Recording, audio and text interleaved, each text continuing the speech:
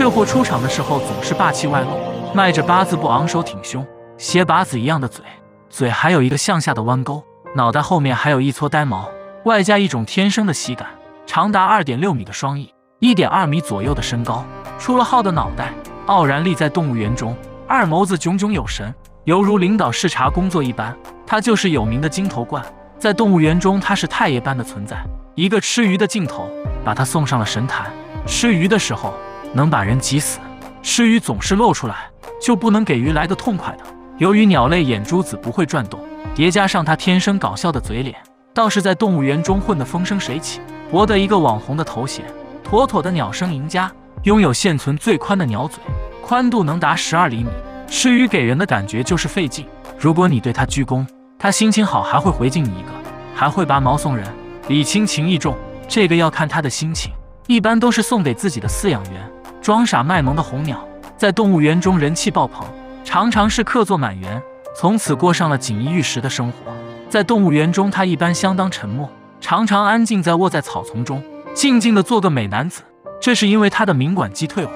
无法鸣叫，一般也都是靠着大嘴撞击发出木头撞击的声音。为了能得一口吃的，有时候赶鸭子上架，出去表演卖萌一下，来完成自己的任务。玩到尽兴之处，还会跳到人的身上来一段人鸟共舞。如果以貌取人来看他，那就是大错特错。如果真得这么杀，在非洲大陆是活不过一集的。鸟有古怪，相必有古怪能。野生的金头冠，不管是捕鱼还是养家，都是一把好手。作为从上古遗留下来的物种，能生活到现在，绝对不是靠着这憨傻的外貌，而是真的有几把刷子。这奇特的长相也是组合的相当完美。在非洲大地，刚出生没有多久的鳄鱼，就有一个奇怪的天敌，那就是金头冠。这货的定力相当强，可怕的耐心让他捕猎得心应手。在捕猎的时候，亭亭玉立站在水中。他的眼睛比较特殊，不像有些鸟长在头的两侧，而是和猫头鹰一样，长得比较偏向于正面，犹如泥雕木塑一样，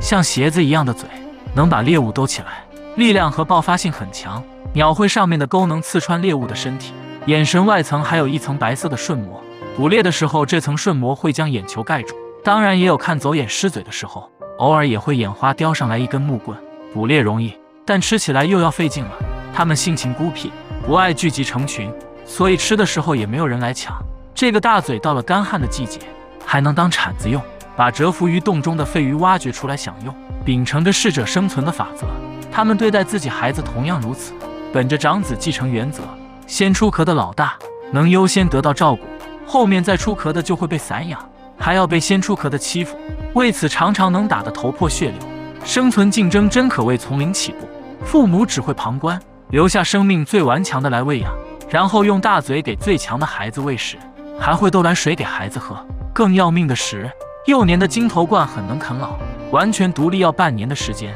幼鸟达到成熟需要3年的时间。这段时间里还要教它如何做鸟和觅食，保住鸟命也是很辛苦的，要夫妻俩共同来承担才能完成这一切。